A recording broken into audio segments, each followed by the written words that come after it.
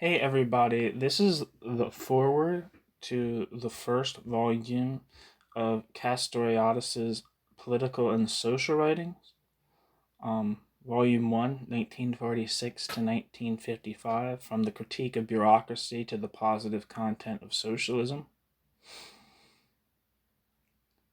It's by David Ames Curtis. Did I say that already? I don't know. Quote, "We do not have any good news to proselytize concerning the promised land glimmering on the horizon, any book to recommend whose reading would exempt one from having to seek the truth for oneself." End quote. Castoriadis, General Introduction.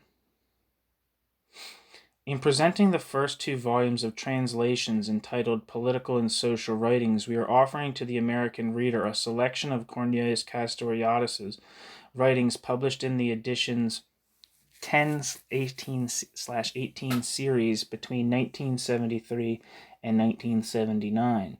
The majority of these articles, essays, and other documents were originally published in Socialisme ou Barbarie, a journal founded by Castoriadis and Claude Lefort in 1949. It is my intention in this brief foreword to provide a comprehensive overview or analysis of Castoriadis's work. It is not my intention in this brief foreword to provide a comprehensive overview or analysis of Castoriadis's work and of this journal's significance. Castoriadis provides his own general introduction. Nor do I want to take advantage of my position as the first reader of these writings in English to try to prescribe what one should make of them.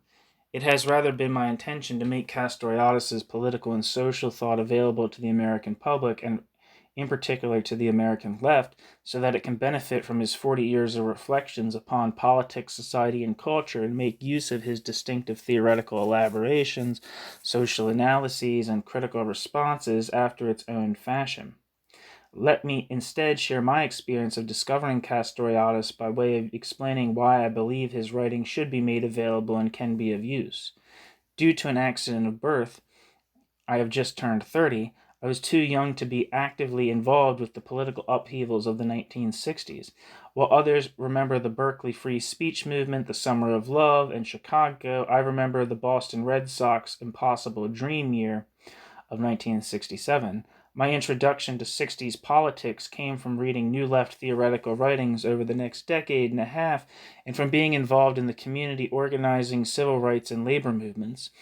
It is perhaps understandable that I once imagined the student protesters of those turbulent times consulting Herbert Marcuse as one-dimensional man at their bedsides after a hard day of demonstrations. Although later disabused of that notion, it was with great interest that I read about Danny the Red Cohn-Bendit, the former French student leader and now a Green Party activist in Germany, and Arthur Hirsch's The French New Left, published in 1981. Hirsch tells how Cohn-Bendit, in his book about the May 1968 student and worker rebellion in France, Obsolete Communism, the Left-Wing Alternative, had acknowledged his debt to a journal called Socialisme ou Barbarie, saying, quote, "I am not and do not want to be anything but a plagiarist when it comes to preaching of revolutionary theory," end quote. And, quote, "the views we have been presenting are those of P. Chelu," end quote. This journal and group with the same name, I discovered, were small but influential sources of French New Left thought and, as Cohn-Bendit testifies, action. Quote, "Pierre Chelu," end quote, among with, quote, "Marc Cordray," and, quote, "Paul Cardon," I learned, were all pseudonyms for Cornelius Castoriadis, an economist and philosopher of Greek extraction who lived in Paris and edited Socialisme ou Barbarie, a, quote, "organ of revolutionary criticism and orientation," end quote, as the journal's subtitle proclaimed. The name and the choice it implied referred to an issue discussed in both Marx and Rosa Luxemburg, and more approximately, it strongly alluded to a statement Trotsky made in 1939, soon before his assassination by a Stalinist agent. If the war did not end in revolution, he said, Stalin's Russia and Nazi Germany would have to be re-examined, for perhaps these two social, economic, and political systems were forerunners of a new kind of barbarism, far removed from either socialism or capitalism as traditionally conceived. Born in Constantinople in 1922, Castoriadis studied law, economics, and philosophy in Athens. Though a member of the Greek Communist Youth in 1937 and after the German occupation of Greece in 1941, co-originator of a journal attempting to, quote, reform, end quote, the Greek Communist Party, he became a Trotskyist by 1942, spending much of the rest of the war avoiding both Stalinist and Gestapo agents. Castoriadis came to Paris at the war's end, joined the French section of the Trotskyist Fourth International, and agitated from the left against the Trotskyist lack of revolutionary theory and action, especially with regard to the Russian question and the Fourth's attempt at, quote, a united front, end quote, with the Stalinist Communist Party. In this volume, see On the Regime and Against the Defense of the USSR, and The Problem of the USSR and the Possibility of a Third Historical Solution. Castoriadis, Claude Lefort, a student of the existentialist philosopher Maurice Merleau-Ponty, and others left the Fourth to form Socialisme ou Barbarie in 1949. At the close of the Second World War, France had found itself in an ambiguous strategic and political position. The experience of the war, the German occupation, and the Vichy government, the paramount role of the Communist Party in the French resistance, and France's slow economic recovery in the aftermath of the war all served to provide the pro-Russian Parti Communiste Français, PCF, with a considerable power base and enormous popular stature. The fact that France was liberated by the Western Allies, the Red Army having halted its advance 200 miles to the east, the outbreak of the Cold War, and a number of other factors, many of which are explored by Castoriadis in this first volume, served to counterbalance those factors that had brought the PCF to such a position of predominance. The PCF was a powerful, bureaucratically run mass organization that could neither rule France in this political strategic situation nor be ignored in its consequent role of opposition force. The party's exit from the French government in 1947 only exacerbated this state of affairs. The PCF retained a considerable, though dwindling following among its Union supporters and among many other members of society who desired change in the Fourth Republic. Of equal importance for French society, this pole of opposition attracted huge numbers of the French intelligentsia who continued to gravitate toward the party. Successive generations of these intellectuals, from Sartre to Althusser and beyond, entered the party's orbit, thus providing the party with an air of legitimacy and respectability before breaking away or being repelled in disappointment, disillusionment, or disgust. These recurrent cycles of mental migration, unabated for over 30 years, were of such predictable periodic frequency that it is surprising and perhaps revealing that the precise, rational, and scientific French mind did not chart their course, let alone note their existence. It is within this context that Cornelius Castoriadis and his small band set out to challenge the assumptions, the practices, and the direction of the entire French left. At the age of 26, Castoriadis drafted his far-reaching and strikingly comprehensive founding document of his group and journal, also entitled Socialism or Barbarism. Modeled on the Communist Manifesto of 1848, this 1949 anti-bureaucratic salvo from/at the left combined his analysis of the bureaucracy of the Soviet Union, the bureaucratic nature of, quote, communist, end quote, parties, see Stalinism in France, and a reworking of Lenin's theory of imperialism updated to take into account the process of worldwide capital concentration that had crystallized into an intransigent conflict between two expansionist superpowers, both of which were characterized by the increasing bureaucratization of their societies as well as their economies. See the concentration of the forces of production. The clear and unmistakable conclusion for this revolutionary group was workers' management. In an idea that became a political and economic demand in Hungary in 1956, and the motto for a social cultural revolution in France in May 1968.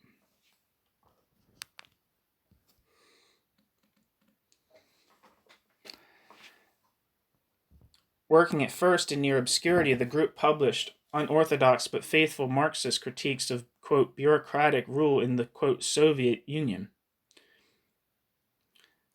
See the classic pieces, Relations of Production in Russia, and The Exploitation of the Peasantry under Bureaucratic Capitalism.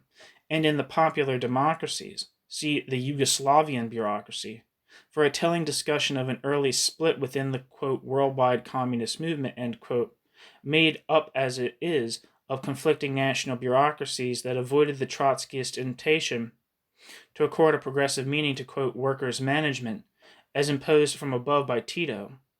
It covered the East German Revolt of 1953 and the Hungarian Revolution from the perspective of the working class challenge to, quote, communist, end quote, rule.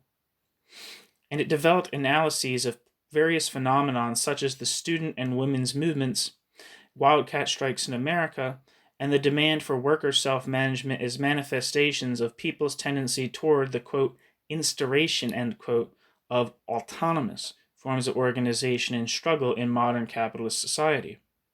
In the first volume of the present translation, one can also read an analysis of the distinctive class structure in Russia, in the, quote, bureaucracy after the death of Stalin, end quote, as well as a discussion of the world imperialist situation and of the two expansionist superpowers, in the situation of imperialism and proletarian perspectives, where Castoriadis and the group revised their earlier ideas about the imminence of a Third World War, while noting the increasing militancy of the working class on both sides of the, quote, Iron Curtain in combating war and bureaucratic rule in the early 1950s. Also included in this first volume is Castoriadis' contribution to a controversy between Lefort and Jean-Paul Sartre over the latter's The Communist and the Peace, a series of articles published in Le Temps Moderne, which were occasioned by the increasing detachment of the French working class from the French Communist Party, and in which Sartre declared a, quote, anti-communist, in which Sartre declared, quote, an anti-communist is a dirty rat, end quote. Sartre was later heard to say that Castoriadis was right, but at the wrong time. Castoriadis' reply was that Sartre had the honor of being wrong at presumably the right time.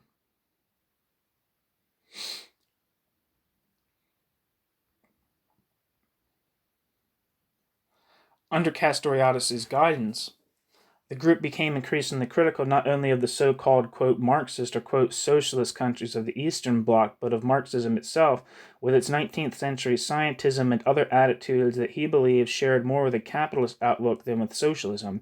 Unlike many former Marxists who found new religion in right-wing and reactionary circles when confronted with the, quote, God that failed, end quote, Castoriadis and his group consistently developed and broadened their radical critique of both capitalist and, quote, communist, end quote, societies. During this period, Castoriadis was a professional economist for what is now called the OECD, the Organization for Economic Cooperation and Development, an international organization of economic analysis and cooperation serving the major industrial countries. His official title at OECD was Director of the Branch of Statistics, National Accounts, and Growth Studies. Working inside a bureaucracy was a, quote, bureaucracy for the bureaucracy, end quote.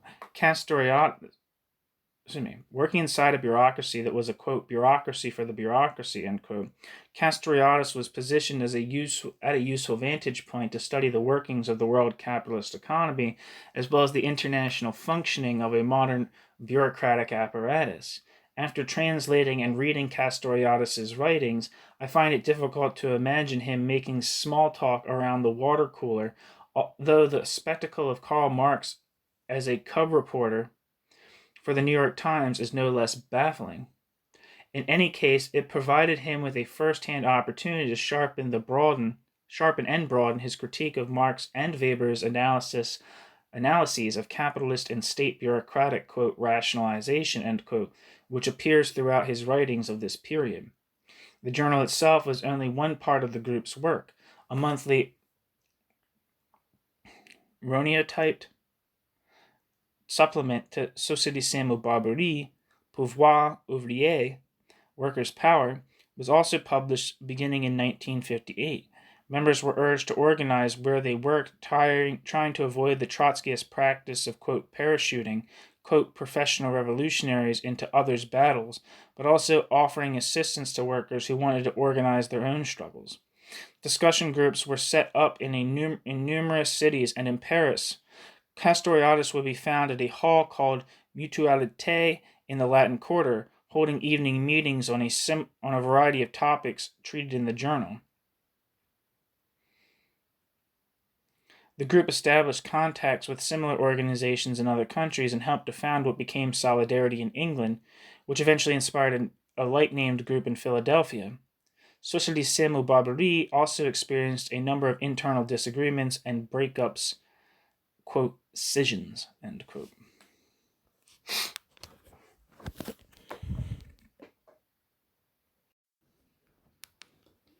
Two years before May 1968, Castoriadis convinced the group to disband, complaining that readers of the journal had remained mere consumers rather than active participants.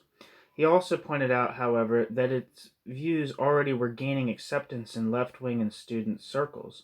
Hirsch says in retrospect that Castoriadis, Lefort, and the collective work of Société Samuel Barberie together constituted one of the three main influences on the development of the French New Left, along with Henri Lefebvre and Jean-Paul Sartre.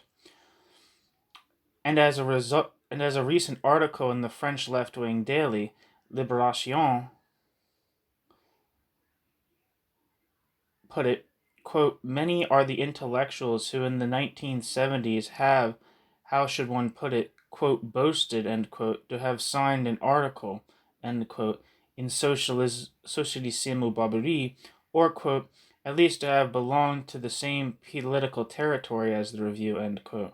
To which Castoriadis responded in jest, quote, if all these people really had been with us at that time, we would have taken power in France somewhere around 1957, end quote. More important, Castoriadis felt the need to investigate what he calls the, quote, inherited ontology, end quote, of Western, which includes, quote, Marxist thought, beyond the confines of a review and a group such as Société Samuel Barberie. This new turn, first signaled in the last 5 issues of the journal in a series by Castoriadis entitled Marxism and Revolutionary Theory, published between 1964 and 65, but originally drafted at that time. Originally drafted at the time of Modern Capitalism and Revolution in 1959, has been elaborated in The Imaginary Institution of Society, which includes a reprint of these articles, Crossroads in a Labyrinth, the recently published Domaine des Hommes, Domains of Man, and From Ecology to Autonomy, a transcription of presentations made by Castoriadis and Cohn-Bendit to a gathering of 1,000 environmental activists in Louvain, Belgium in 1980, as well as in a more recent critique of Russia, Facing War, published in 1981. Castoriadis left his job at OECD in 1970 to study to become a psychoanalyst. He has been practicing in Paris since 1974.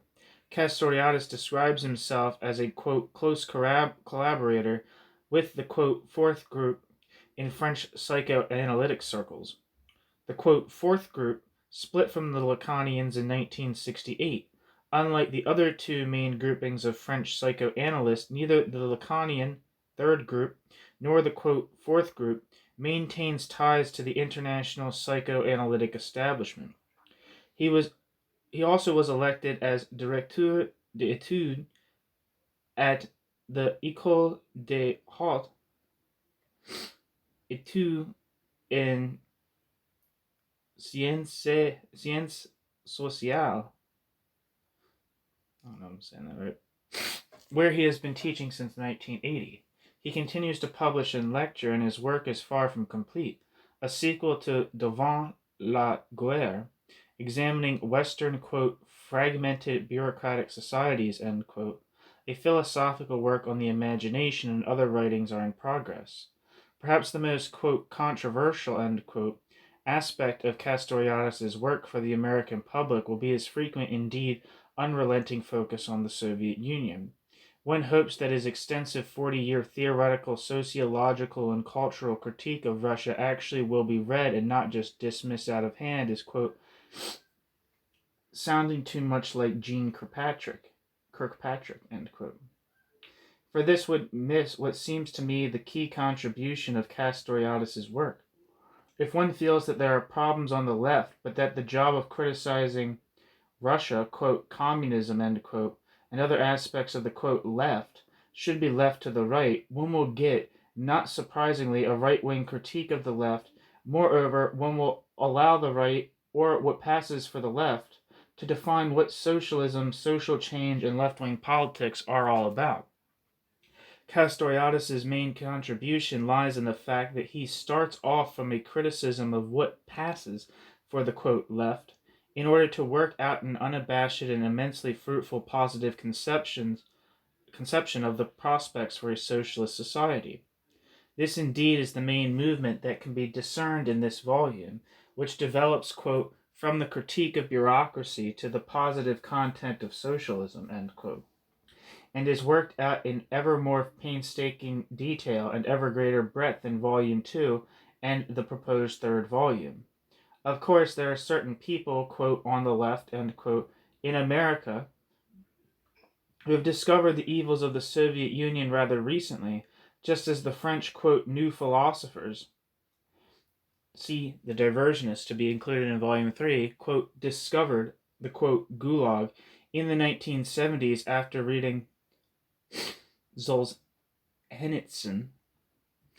Susan Sontag's town hall speech after the imposition of martial law in Poland comes to mind, in which she stated that the American left would have done better reading the right-wing Reader's Digest instead of most American left publications over the past few decades, and this from someone who has devoted a fair amount of her time to presenting to the American public what she deemed important in modern French thought.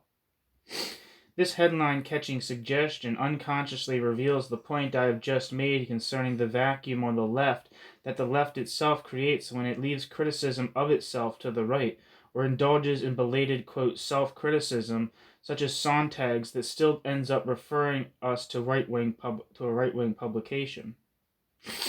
Two other interrelated aspects of Castoriadis' work deserving brief mention are, one, what he regards as his success in anticipating political and social trends, two, his attitude toward the role of revolutionaries and revolutionary groups in aiding the development of people's autonomous struggles. Let us take these two considerations in turn.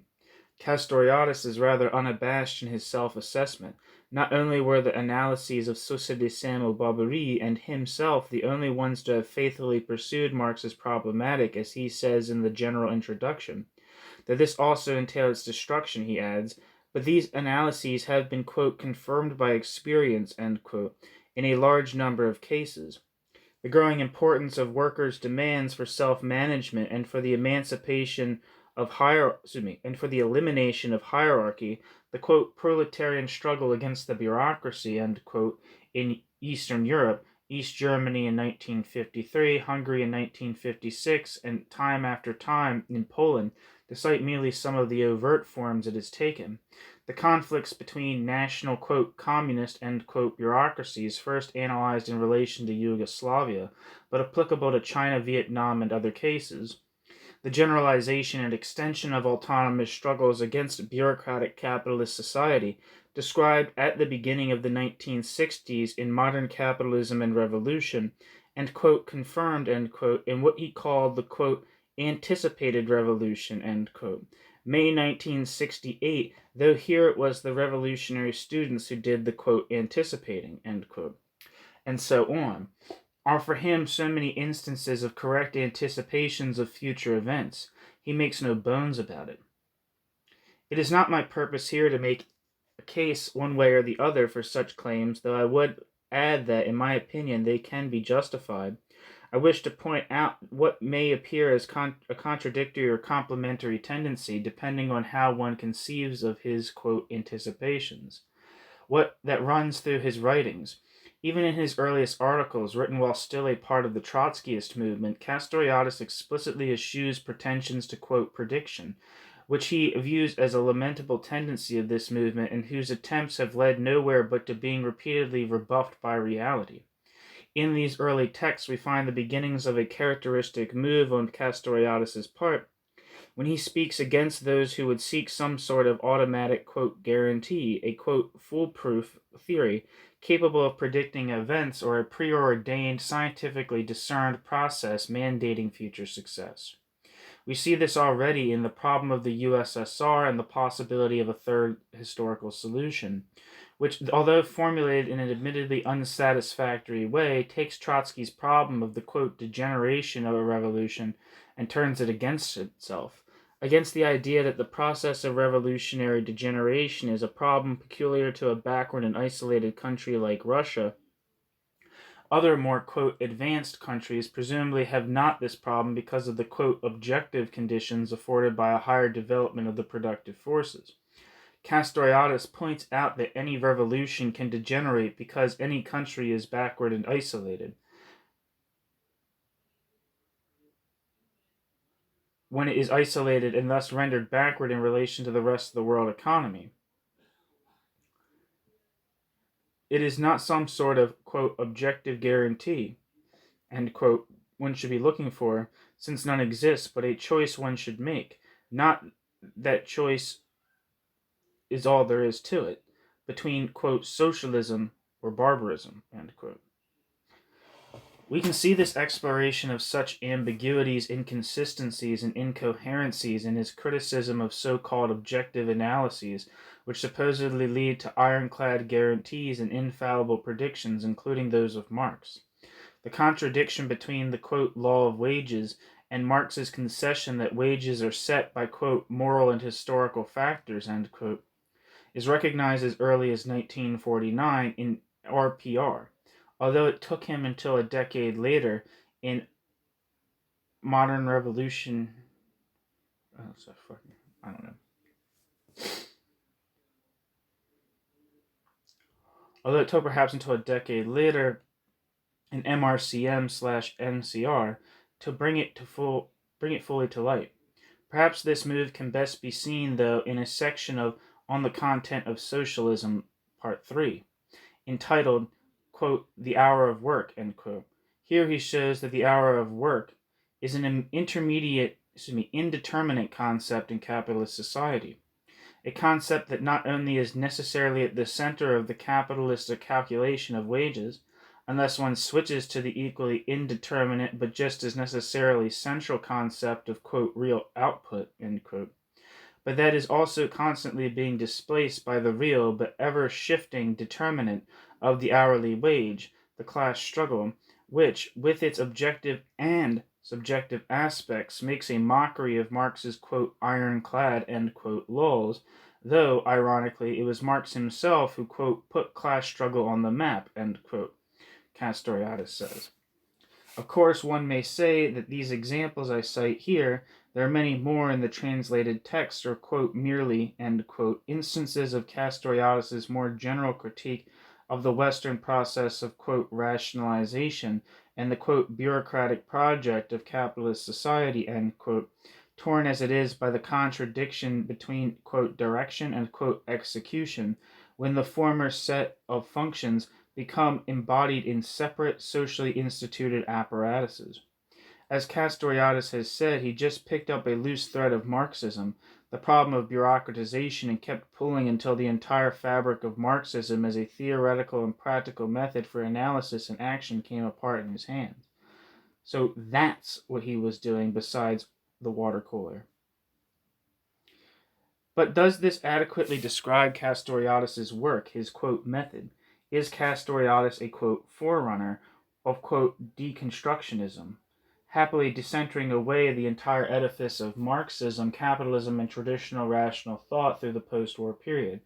Are these examples I have cited quote, merely instances of a more general critique, end quote, as if we could speak of a, quote, Castoriadian method, end quote, which other people just haven't gotten the hang of yet for some reason or another.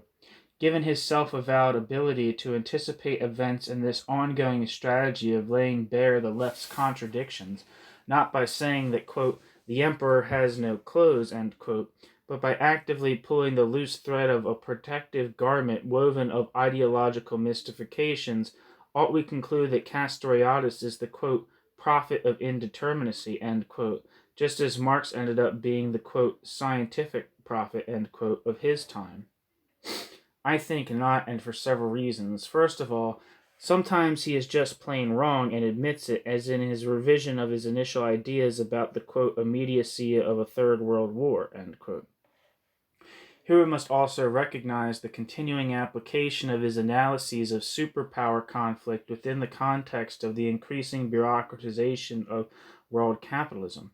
Second, though unabashed in proclaiming his powers not of prediction but of anticipation, the former being merely the extrapolation of current events and processes, he does not make this into an occult process.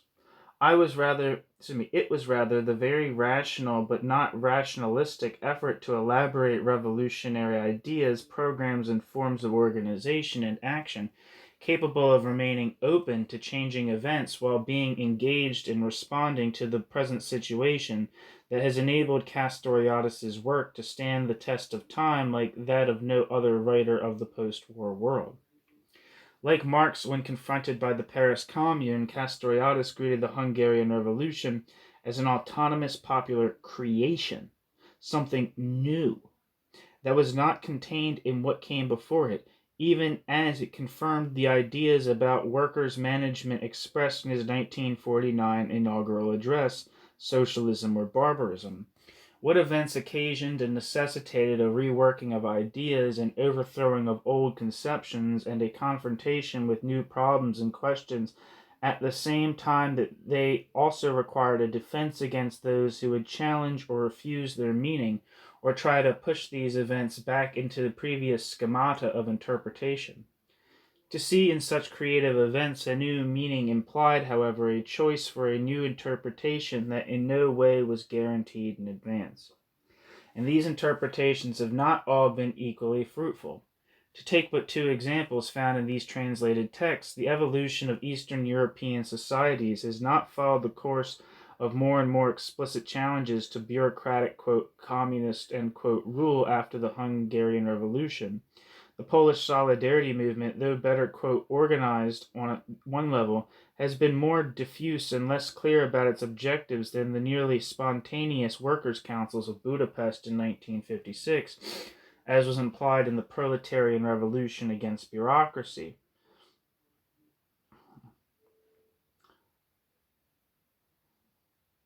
See Volume 2, The Hungarian Source, Castoriadis' 20-year retrospective on the Hungarian Revolution, is to be included in Volume 3. Nor has the working class in the most advanced capitalist countries adopted the English example of the shop steward form of organization described in Modern Capitalism and Revolution, where Castoriadis said that to study the class struggle in England and America, quote, today, 1960, was no different than Marx studying England in 1860. Now, Castoriadis' analyses and his anticipations, although not fulfilled completely or in every instance, retain a compelling power that is not easily denied.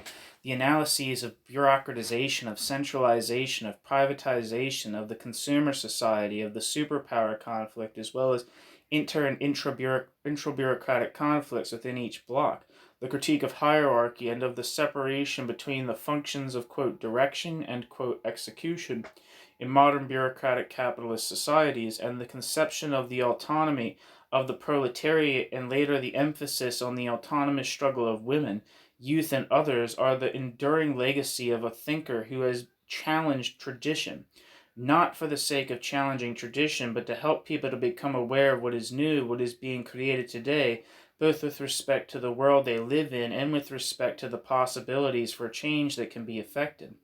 and the unabashed effort to extract from these analyses, critiques, and conceptions a positive content that can be taken up and carried further by others distinguishes him from all those critical thinkers and cautious revolutionaries who have tried in their embarrassment to hide behind either, quote, the power of negative thinking, end quote, or a complacent orthodoxy in order to disguise their fear or reluctance to engage the present with a view toward an unpredictable future.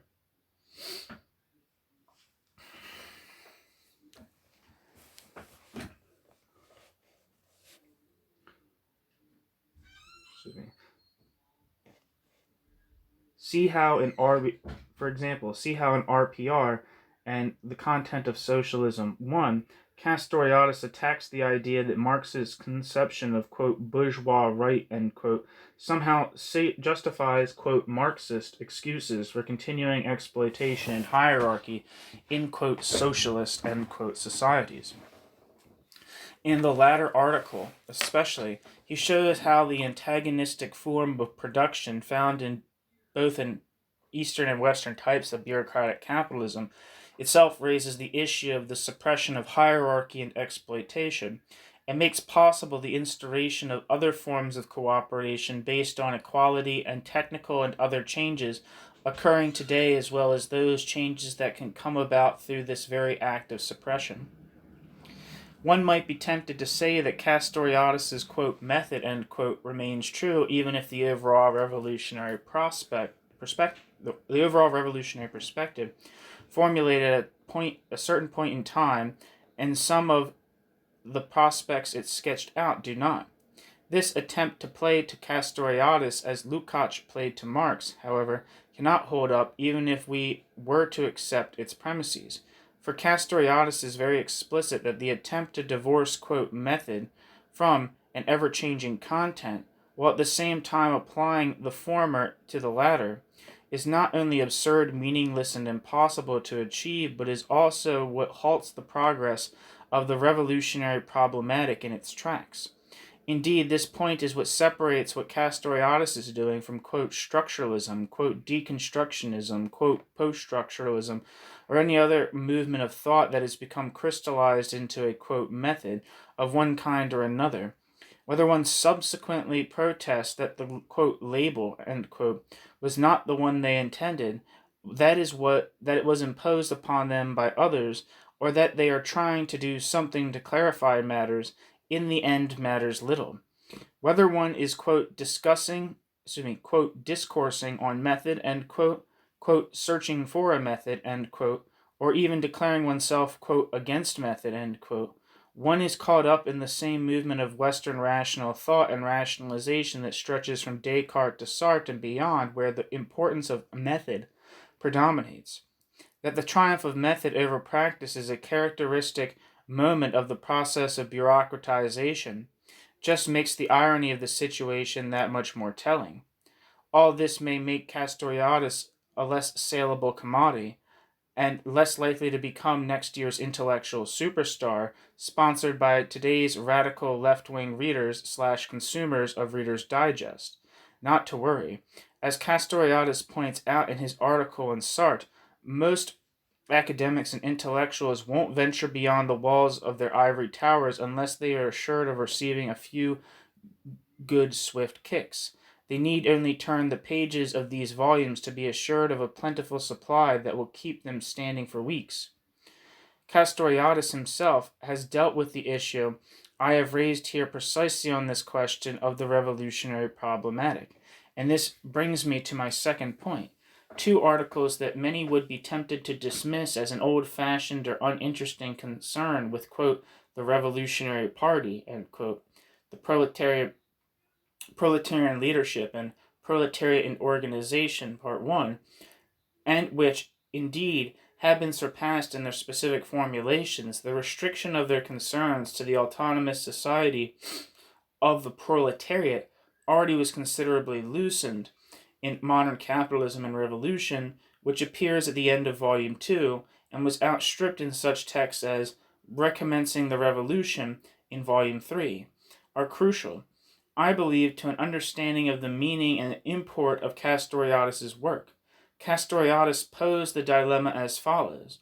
How can one reconcile the goal of revolutionary activity, the autonomous development and unfolding of people's creative activity, the elimination of hierarchy and of any and all separate categories of leadership, management, and direction, and the need to organize in the here and now of a bureaucratized, centralized, hierarchized society of exploitation? Why not just give up or sit back, quote, holding one's arms and, sit back, quote, folding one's arms, end quote, if one really believes, as Merleau-Ponty put it, paraphrasing Castoriadis and attributing this remark merely to, quote, one of my Marxist friends, end quote, after his attack on Sartre's, quote, ultra-Bolshevism, end quote, in The Adventures of the Dialectic, published in 1955, quote, that Bolshevism has already ruined the revolution and that it must be replaced with the masses' unpredictable ingenuity, end quote. What point is there in a rational analysis or, quote, planned and organized activity, end quote, when the revolution itself will be original and unforeseeable, as well as an enormous expansion of the boundaries of this reason through the, quote, creative activity of tens of millions of people, end quote. One might also ask, what point is there even in reading this book when, as the quotation we have used to head up this foreword proclaims, quote, we do not have any good news to proselytize concerning the promised land glimmering on the horizon, any book to recommend whose reading would exempt one from having to seek the truth for oneself, end quote. How can one reconcile the necessity for acting with the fact that it may appear useless or superfluous to act? Castoriadis provided a number of answers in these two articles and in others. It is not my intention to discuss them here. This whole work can be seen as an attempt to answer these questions, especially in the light of the problems posed by the increasing bureaucratization, centralization, and privatization of social life. But in these provisional answers, he also has stressed that there can be no theoretical answer that serves as a solution any more than there could be a practical solution that purely and simply ignores theoretical concerns.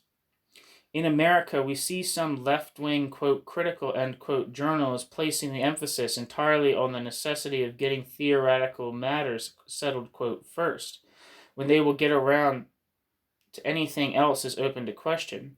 We also see community, labor, and other social change organizations whose hierarchy tells you not to think in any but practical terms because, quote, workers, quote, community people, etc., don't worry about such matters. You couldn't communicate to them what you thought anyway, and if all else fails, you aren't, quote, real people, end quote, but in most cases, quote, middle class, end quote, and if you weren't before, you will become so since you get hired as a, quote, professional organizer, end quote, which isn't necessarily a bad thing to be, but ultimately it is besides the point, or rather a way of maintaining the dominant viewpoint both hidden and unchallenged.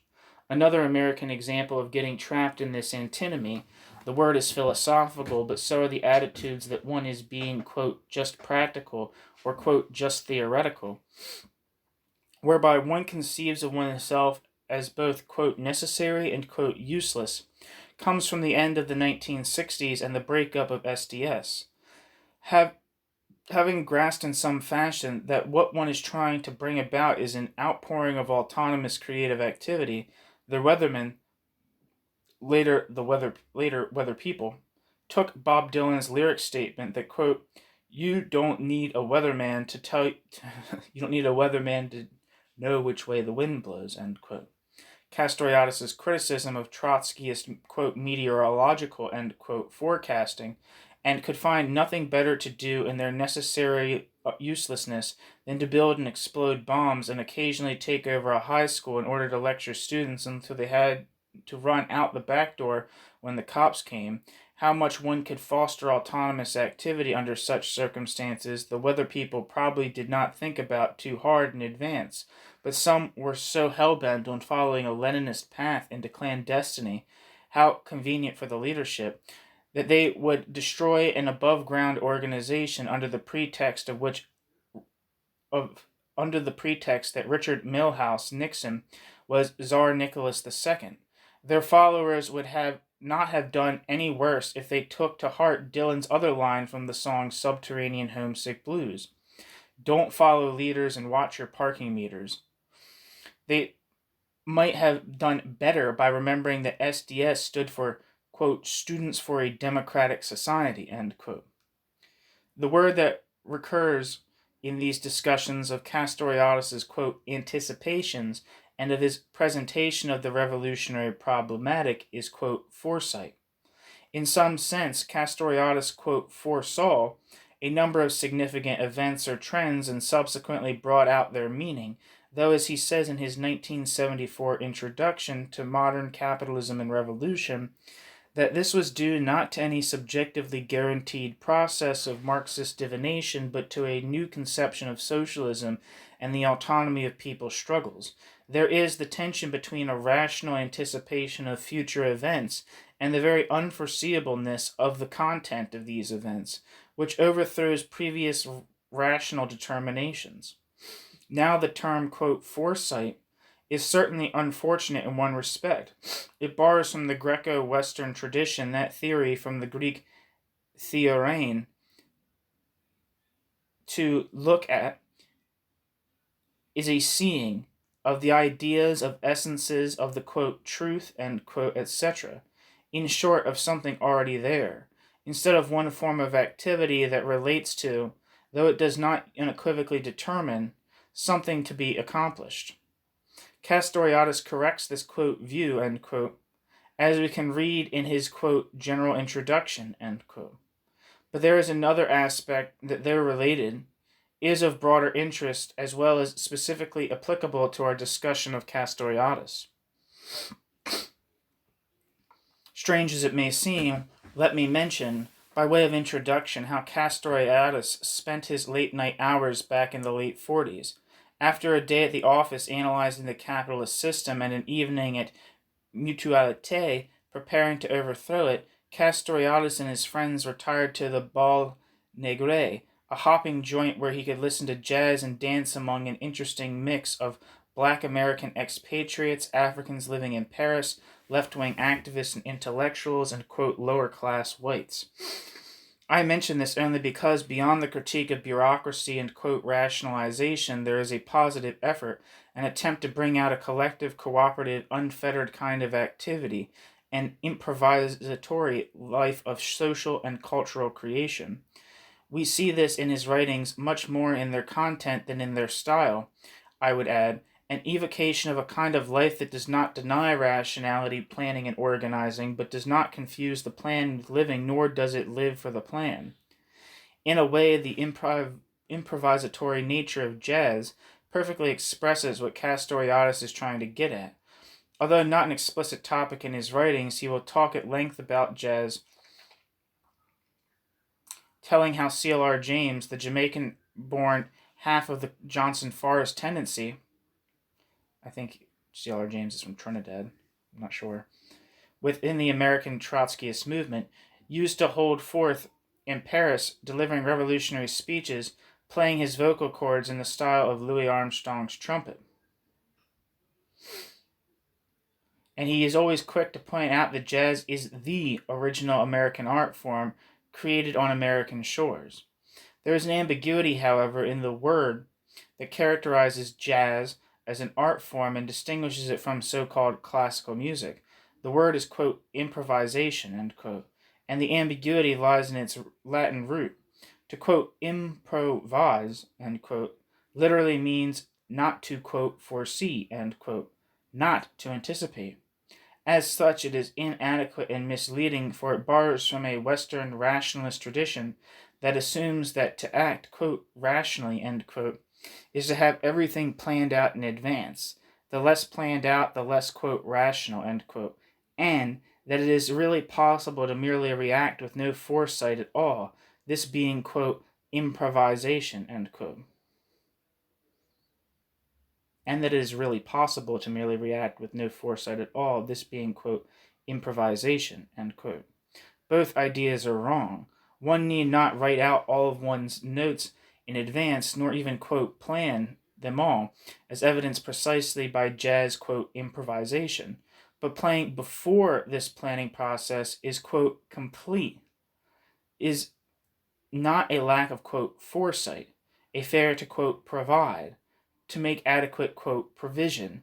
The root and prefix are the same, or rather it is, as Castoriadis might say, not for, quote, sight, end quote, but an exemplary instance of creative imagination at work, or at play, in the mode of autonomy, where the music you will play and the music you have played lives with the music you are playing. And yet jazz improvisation is not, quote, immediacy, end quote, either. Some sort of, quote, primitive, end quote, music, somehow evolved by Black Americans that inexplicably has its own history, performance principles, and social institutions, as well as in many cases, quote, charts and rehearsals, no matter how much at one level the Latin cognate word, quote, improvisation, end quote, implies this racist conclusion.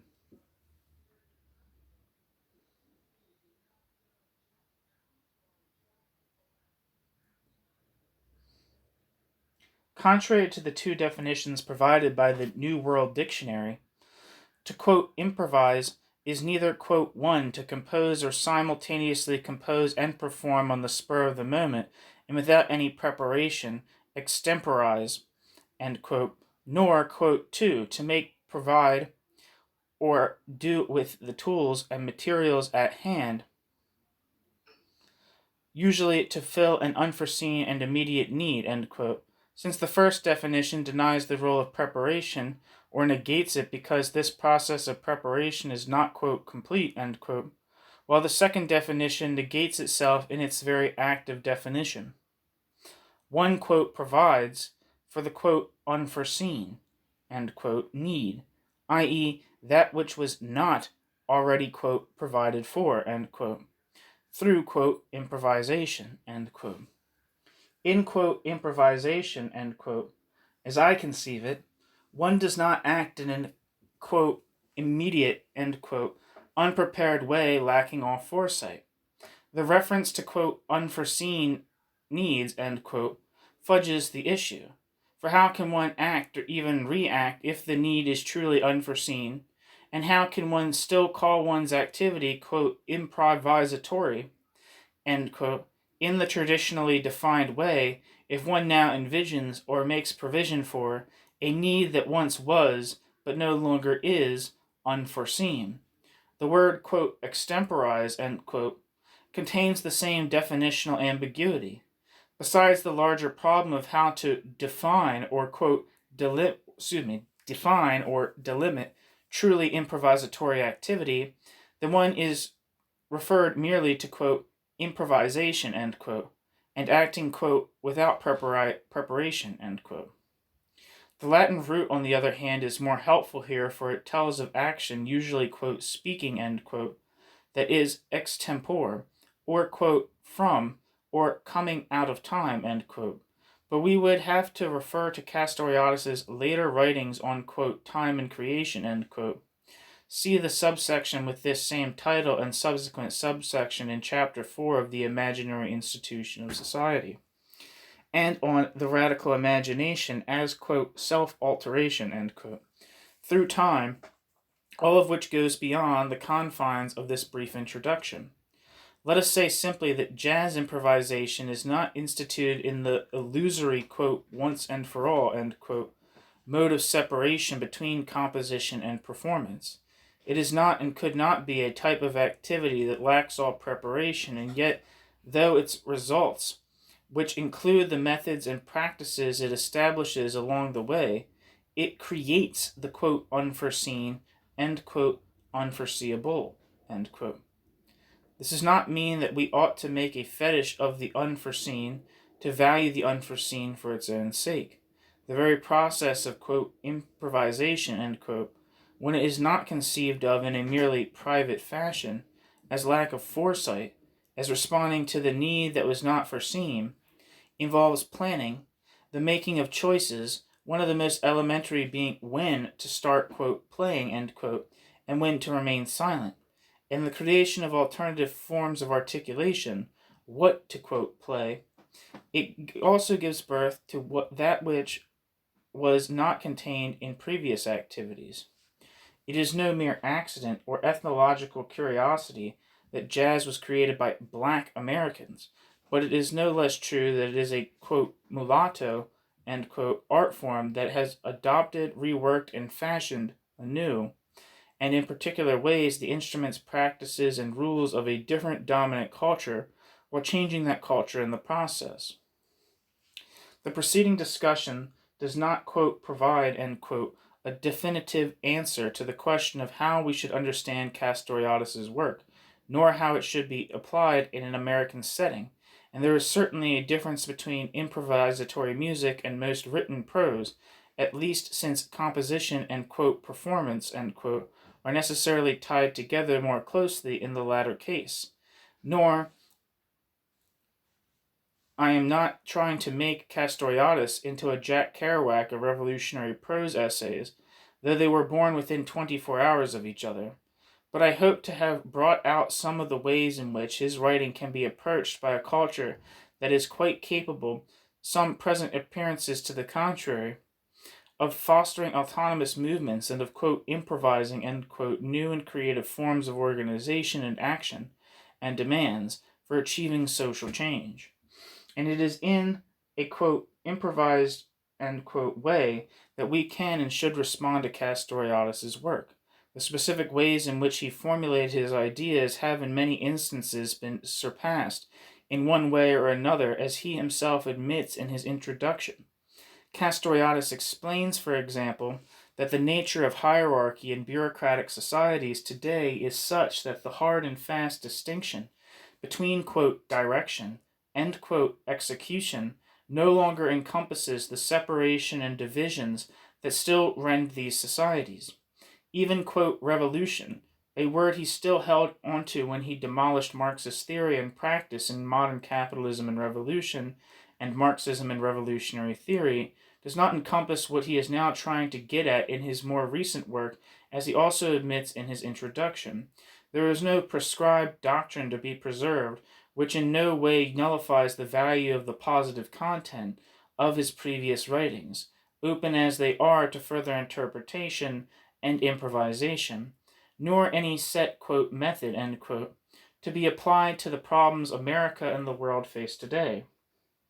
If Castoriadis' thought, as set down in these writings, are applicable in America today, their applicability is to be found precisely in the resistance to such a separated view of, quote, method, which is not the same as being, quote, against method, end quote, or being against programs and organizational structures, and in their refusal to allow his work to lend itself to such an interpretation, which is just the flip side of his and others' continuing efforts to open up possibilities for imagining and bringing about an autonomous society.